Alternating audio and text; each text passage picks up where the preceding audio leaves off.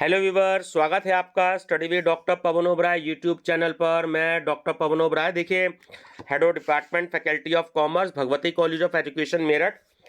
Students, जैसे कि food nutrition hygiene का जो मैं हिंदी मीडियम में ऑलरेडी मैं पार्ट 11 आपको करवा चुका हूँ कुछ दिन पहले। तो कुछ क्वेश्चन जो हैं मैंने और कलेक्ट किए हैं आपके लिए, जो तैयार किए हैं 812 लगभग ये क्वेश्चन मैंने यूनिट वाइज जो हैं और तैयार किए हैं। ठीक है, तो फिर से मैं एक बार यूनिट वाइज इसको मैं करा रहा हूं। कुछ क्वेश्चंस पुराने वाले भी रिपीट होंगे और कुछ नए क्वेश्चंस भी हैं, तो वो भी मैंने आपके लिए तैयार किए हैं।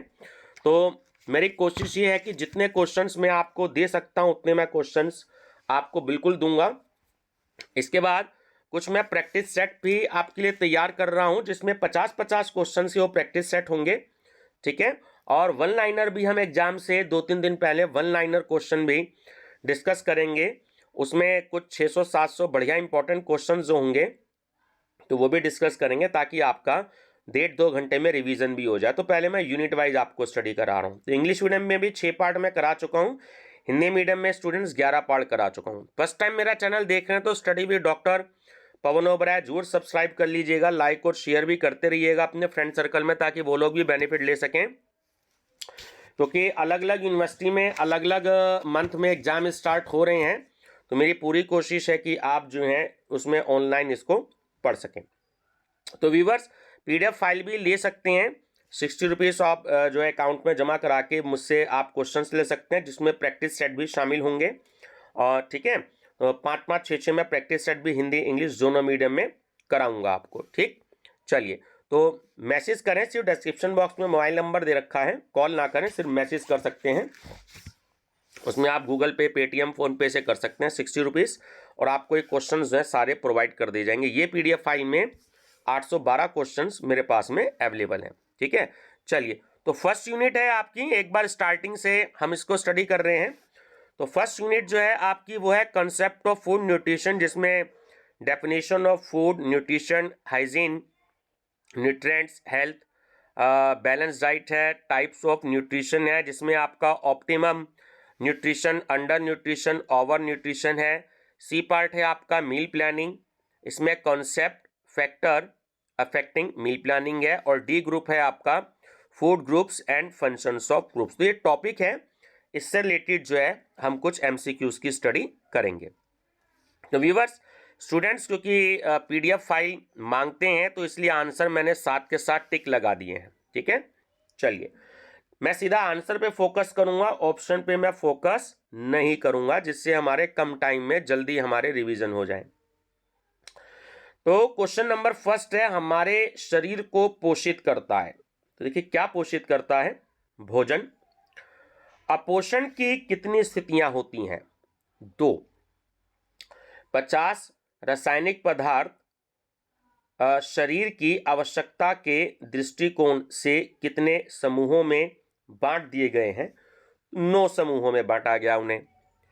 मानव जीवन की प्राथमिक आवश्यकता क्या होती है? तो देखिए, वो होती है भोजन। प्राथमिक आवश्यकता जो सबसे पहले उसको चाहिए, भोजन चाहिए। वह कौन सा पदार्थ है जो मानव शरीर का पोषण करता है? वो होता है जल, क्योंकि पानी जो है वो बहुत इंपॉर्टेंट है, हमें खाने से भी ज्यादा पानी की जरूरत होती है। पोषण की कितनी अवस्थाएं होती हैं? 4। जब पोषण शरीर की आवश्यकता के अनुकूल होता है तो ऐसी स्थिति कहलाती है, उसे हम कहते हैं अनुकूल होता है तो सुपोषण। निम्न में से अपर्याप्त पोषण की कितनी स्थितियां होती हैं? 2। जब पोषण शरीर की आवश्यकता के अनुसार गुण एवं मात्रा में अपूर्ण होते हैं तो वह स्थिति क्या कहलाती है?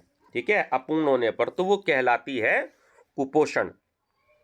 भोजन के शारीरिक कार्यों को कितने भागों में विभक्त किया जा सकता है? तो हम उसे 3 भागों में विभक्त कर सकते हैं। ठीक है, ध्यान रखेंगे। मरासम्स रोग होता है, देखिए जो मरासम्स रोग होता है, एक्चुअली वो बी ऑप्शन इसका बिल्कुल करेक्ट है, वो प्रोटीन की कमी से होता है।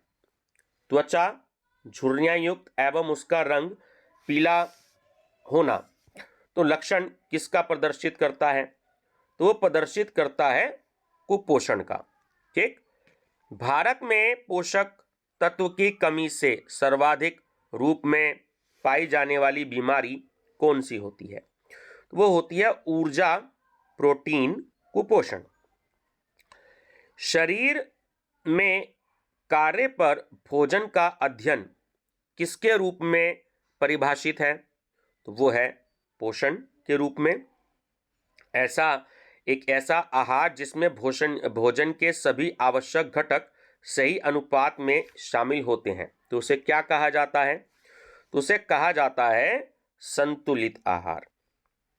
कुपोषण तथा किसमें गहरा संबंध होता है? देखिए, कुपोषण तथा चिंता में गहरा संबंध होता है। नींबू में कौन सा विटामिन पाया जाता है? Vitamin C. बुखार में व्यक्ति को क्या दिया जाता है? कैलोरी युक्त भोजन बुखार में दिया जाता है, ध्यान रखिएगा। कुपोषण के लिए इनमें से क्या उत्तरदायी है?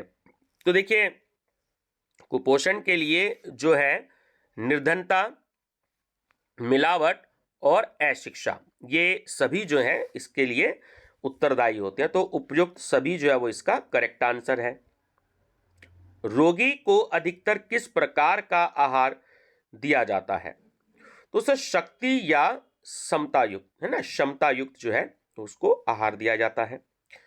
शरीर को स्वस्थ रखने के लिए क्या आवश्यक होता है? देखिए, संतुलित आहार अगर हम खाते हैं तो हमारा शरीर जो है वो स्वस्थ रहता है।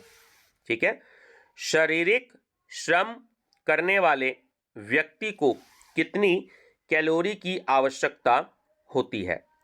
जो ये मजदूर लोग होते हैं ना, इनको शारीरिक जो है कैलोरी अगर चाहिए तो इनको 3600 कैलोरी की आवश्यकता होती है एक दिन में। किस आहार को संपूर्ण कह सकते हैं?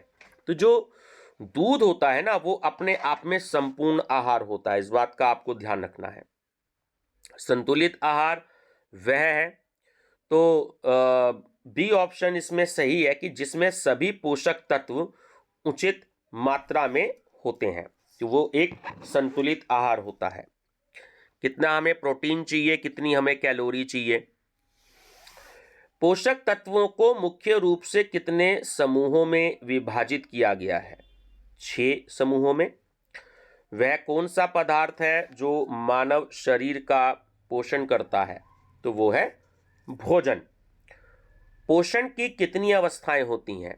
देखिए, पोषण की 4 अवस्थाएं होती हैं। ठीक, जब पोषण शरीर की आवश्यकता के अनुकूल होता है तो ऐसी स्थिति कहलाती है। तो देखिए, ना तो वो कुपोषण कहलाता है ना। जब पोषण शरीर की आवश्यकता के अनुकूल होता है तो ऐसी स्थिति जो कहलाती है, ये क्वेश्चन देखिए अभी पहले भी आया था, मैं आपको बता देता हूं। तो इसमें जो है ये होना चाहिए आंसर सुपोषण।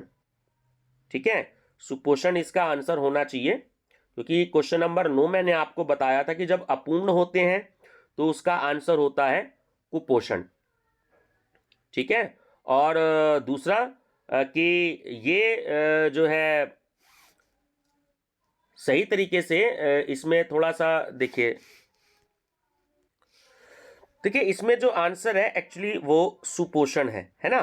थोड़ा सा इसमें इनमें से कोई नहीं गलती से टिक हो गया है, तो सुपोषण जो है वो इसका सही आंसर है। रक्त अल्पता रोग किस खनिज लवण की कमी से होता है? लौह तत्व। जब आयरन हमारे अंदर कम हो जाता है तो उसे हम रक्त अल्पता यानी खून की कमी हो जाती है, उसे हम एनीमिया भी कहते हैं। 1 ग्राम कार्बोहाइड्रेट से कितनी कैलोरी ऊर्जा प्राप्त होती है? तो वो होती है आपकी 4.1। ठीक है, ध्यान रखेंगे। कुपोषण के कारण होने वाला जो रोग है वो कौन सा है? वो होता है क्वाशियोरकर व मर्सेमस। ठीक है, ये हर किताब में एक्चुअली, क्योंकि इंग्लिश में टर्मिनोलॉजी है तो थोड़ा सा हिंदी में स्पेलिंग इधर उधर हो सकते हैं, तो आपको क्वाशियोरकर और मर्सेम्स को आपको ध्यान रखना है। पुरुष की अपेक्षा स्त्री के आहार में कैलोरी की मात्रा कैसी होनी चाहिए, तो वो अधिक होनी चाहिए, ये ध्यान रखना चाहिए। निम्न में से कौन पौष्टिक तत्व जो है वो कौन सा है? तो देखिए, प्रोटीन, कार्बोहाइड्रेट एवं वसा, विटामिन एवं खनिज, ऑप्शन डी है ना। तो ये सारे ही जो है वो पौष्टिक तत्व होते हैं, प्रोटीन भी होता है, विटामिन भी होते हैं, खनिज भी होते हैं, और कार्बोहाइड्रेट्स और वसा भी जो होते हैं वो पौष्टिक तत्व होते हैं। तो डी करेक्ट है, उपयुक्त सभी। निम्न में से अपर्याप्त पोषण की कितनी स्थितियां होती हैं? देखिए, 2 स्थितियां होती हैं, ठीक। नेक्स्ट है, संतुलित भोजन के लिए क्या आवश्यक होता है? ठीक है, संतुलित भोजन के लिए सी ऑप्शन इसमें करेक्ट है कि उसमें प्रोटीन भी होना चाहिए, कार्बोहाइड्रेट, वसा आदि जितने भी तत्व होते हैं अगर वो उपस्थित होते हैं तो वो एक संतुलित भोजन होता है। अच्छा स्वास्थ्य बनाए रखने के लिए आवश्यक है, तो देखिए, संतुलित आहार जो लेना वो आवश्यक होता है। जरूरी नहीं है कि कोई आदमी मांस मछली ले तो इसका स्वास्थ्य अच्छा रहेगा, या खाली केवल अकेला दूध ले लिया जाए तो उसका स्वास्थ्य अच्छा रहेगा। तो दूध में कैल्शियम होता है, कुछ चीज़ें हरी सब्जियों में होती हैं तो हरी सब्जी से मिलेंगी, कुछ चीज़ें अनाज में होती हैं तो वो अनाज में होंगी। तो सबसे सही आंसर है आपका संतुलित आहार। एक किशोर लड़के को कितनी किलो कैलोरी लेनी चाहिए? 2450 किलो कैलोरी, ठीक है। उचित मात्रा एवं अनुपात में भोजन ग्रहण करना कहलाता है, तो उसको हम कहते हैं उत्तम पोषण। दालों में सबसे अधिक क्या मिलता है? देखिए, दालों में सबसे अधिक होता है प्रोटीन, ठीक है। तो दालें लेते हैं तो हमारी प्रोटीन की कमी को पूरी करती हैं। रोगी को स्वास्थ्य लाभ के लिए आहार दिया जाता है तो उसे क्या कहा जाता है? तो उसे कहा जाता है उपचारात्मक आहार, ठीक है। जब रोगी बीमार हो जाते हैं तो उसको तला भुना खाने के लिए मना किया जाता है, सिंपल उसको जो है हल्के नमक, हल्की मिर्च, हल्के मसालों वाला उसको भोजन दिया जाता है, तो उसे हम कहते हैं उपचारात्मक आहार। जब पोषण शरीर की आवश्यकता के अनुसार गुण एवं मात्रा में अपूर्ण होते हैं तो वह स्थिति क्या कहलाती है? तो उसे हम कहते हैं अल्प पोषण, ठीक है। उसे हम अल्प पोषण, जो अपूर्ण जो होते हैं ना, उसकी गुण और मात्रा में अपूर्ण होते हैं तो उसे हम अल्प पोषण कहते हैं, ठीक है। चलिए, कुपोषण में क्या होता है? तो कुपोषण में क्या होता है कि जो मांसपेशियां जो होती हैं वो ढीली हो जाती हैं। शरीर के लिए नियामक पदार्थ क्या है? तो देखिए, जल जो है वो एक नियामक पदार्थ होता है। कुछ क्वेश्चंस के जो 2-4 बार क्वेश्चन रिपीट हो तो थोड़ी सी लैंग्वेज चेंज की गई है एक्चुअली उनकी, क्योंकि वो टॉपिक जब आपके अगले चैप्टर में आए गए हैं तो वो भी चीज़ें आ गई हैं, तो उनमें से भी क्वेश्चंस को बनाया गया है। इसलिए हो सकता है कि कुछ क्वेश्चंस रिपीट हो जाए क्योंकि वो टॉपिक अगले चैप्टर में भी आपके आए गए हैं, ठीक है ना। तो रिवीजन आपका बहुत अच्छे से हो जाएगा। अगर एक क्वेश्चन 2-3-4 बार भी आ गया तो आपका रिवीजन भी हो जाएगा। संतुलित आहार क्यों लेना चाहिए? तो सीधी सी बात है, अगर संतुलित आहार लेंगे तो उससे हमारा स्वास्थ्य भी ठीक रहेगा। संतुलित आहार में उपयुक्त मात्रा में होते हैं, देखिए उसमें विटामिन और खनिज लवण, प्रोटीन, कार्बोज तथा वसा, ये तीनों जो हैं उसमें संतुलित मात्रा, संतुलित आहार में ये होते हैं। उपयुक्त सभी इसका सही आंसर है। कुपोषण से बचने का उपाय क्या है? तो सीधी सी बात है, अगर हम संतुलित आहार लेंगे तो कुपोषण से बचा जा सकेगा। विटामिन डी किसमें पाया जाता है? देखिए, विटामिन डी जो है ना, एक्चुअली जो सूरज की जो पहली किरण होती है उसमें सबसे ज़्यादा पाया जाता है। तो सर्दियों में भी और गर्मियों में भी हमें सूरज की रोशनी लेनी चाहिए कि उसकी धूप में हमें रहना चाहिए, सर्दियों में खासकर।